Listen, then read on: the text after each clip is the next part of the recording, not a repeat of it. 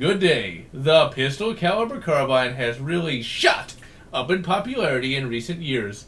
But the pistol caliber carbine has pretty much always been with the shooting community since, well, self-contained cartridges became a thing. The first real PCC was the Henry 1860, and it just kind of continued on from there.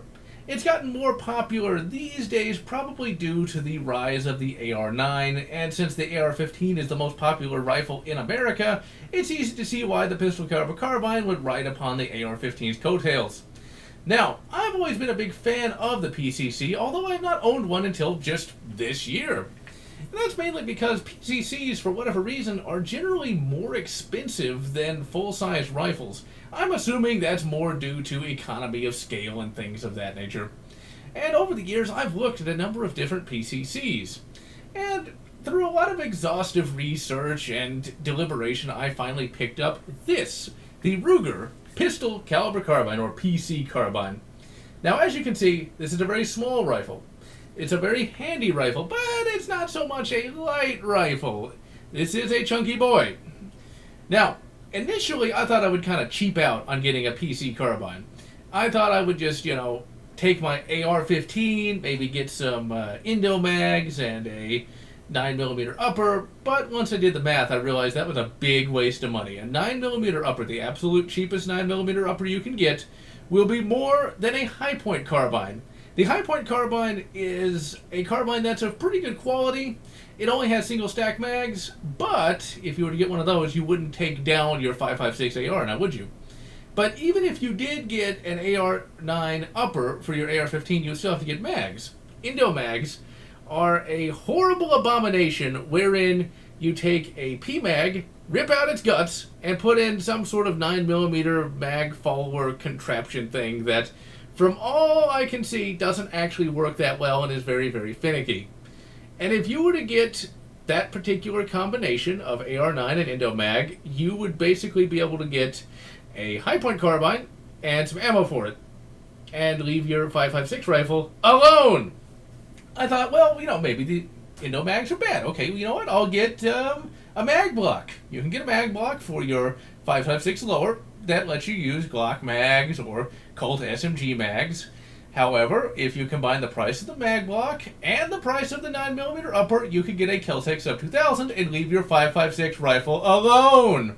I considered picking up a Kel-Tec Sub 2000, but ultimately didn't get it, mainly because I don't like the ergonomics on the Kel-Tec Sub 2000. It just feels a bit too small for me. I can't really get a good, comfortable grip on it, and I don't really like the pistol grip on that thing either. It's still a high-quality firearm, it just wasn't really for me.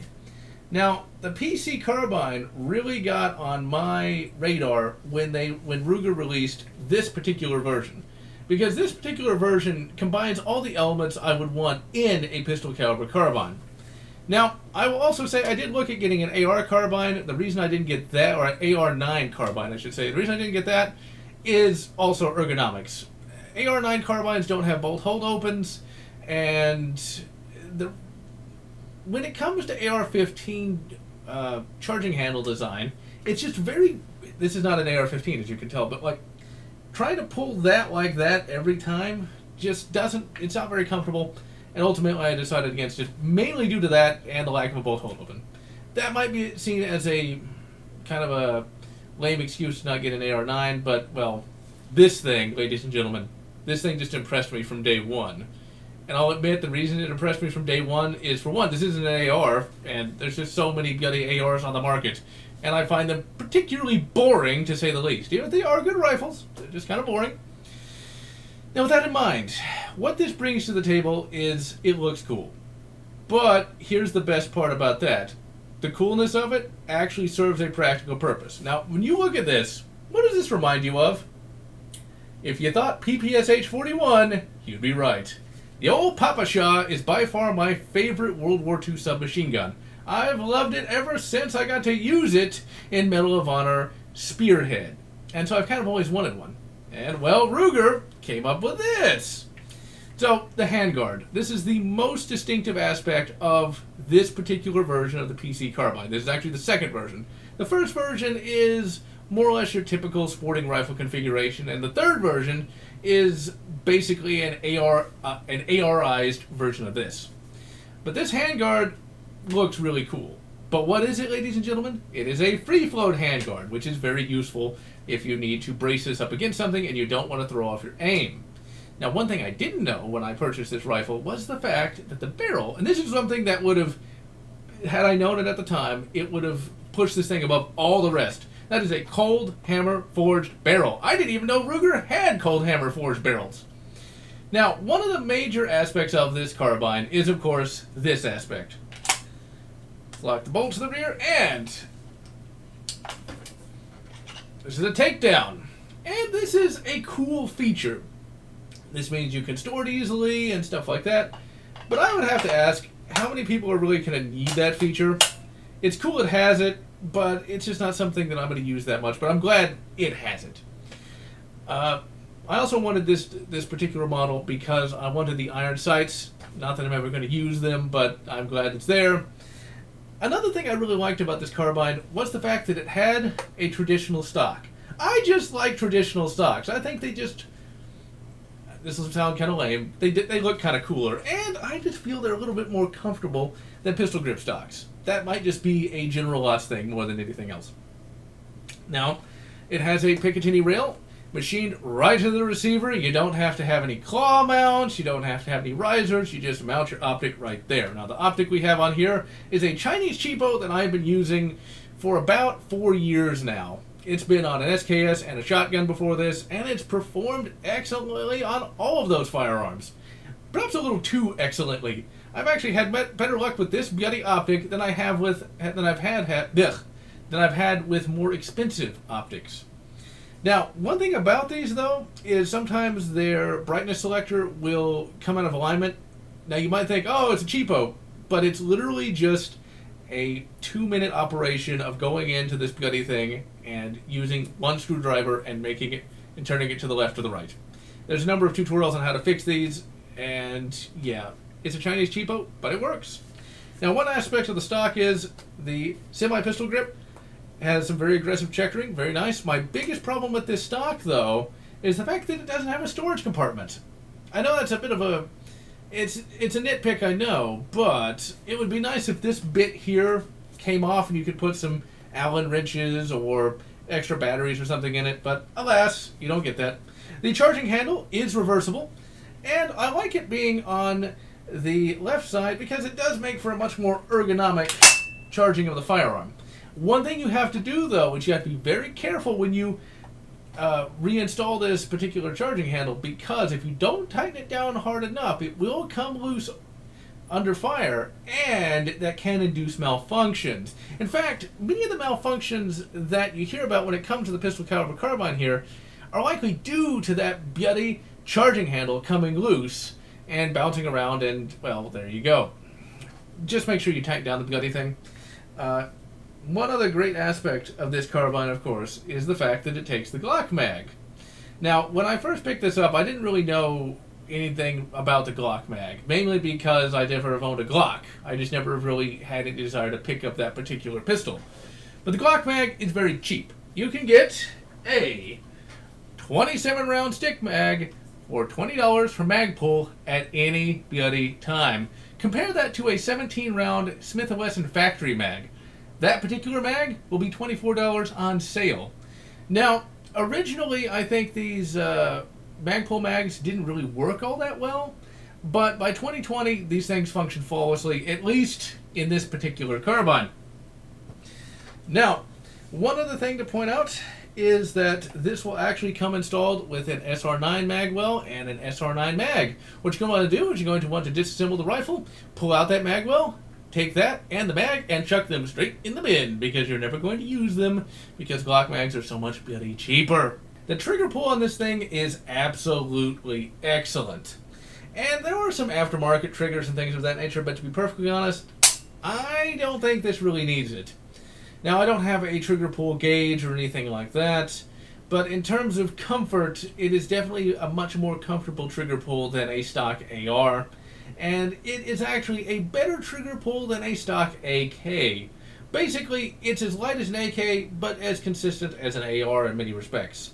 Now then, ladies and gentlemen, Today we are going to be taking this out to the range and shooting it at 25 yards. One of the great aspects of this carbine is the fact that it takes 9mm, and 9mm is very, very cheap, even compared to steel case 223 or 7.62x3.9. At least it was before the great ammo price hike, but whatever.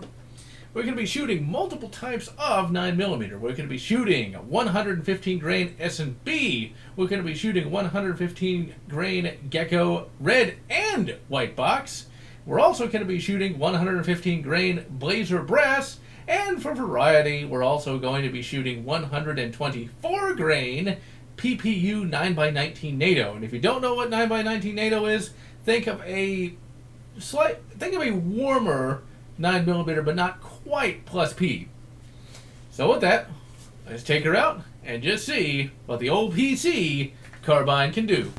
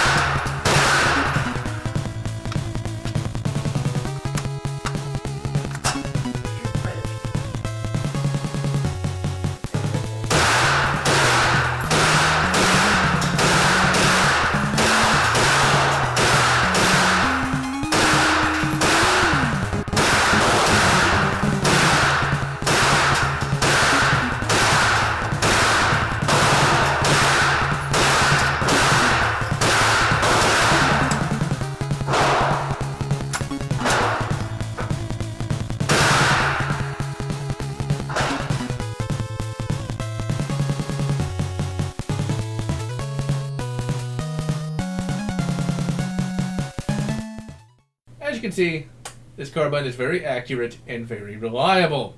The only issues we had were to the aforementioned charging handle coming loose under fire, which is quite annoying, but that's just what you get when you have a reversible charging handle.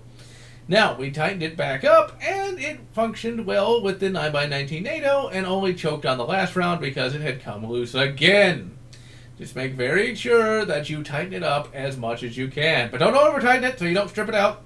Now, if that problem persists, you might consider putting some blue Loctite on it, because that gets into the disassembly procedure for this thing. You do have to remove the barrel to begin the disassembly procedure.